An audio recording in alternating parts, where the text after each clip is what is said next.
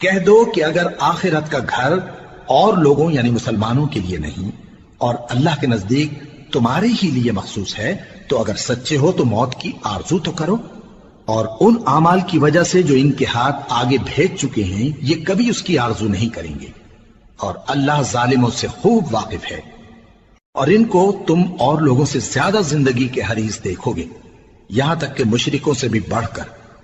ان میں سے ہر ایک یہی خواہش کرتا ہے کہ کاش وہ 1000 برس جیتا رہے، مگر اتنی لمبی عمر اس کو مل بھی جائے تو اسے عذاب سے تو نہیں چھڑا سکتی، اور جو کام یہ کرتے ہیں اللہ ان کو دیکھ رہا ہے۔ کہہ دو کہ جو شخص جبرائیل کا دشمن ہو اس کو غصے میں مر جانا چاہیے،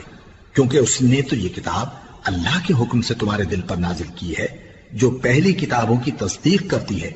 اور ایمان والوں کے لیے ہدایت اور بشارت ہے۔ جو شخص اللہ کا اور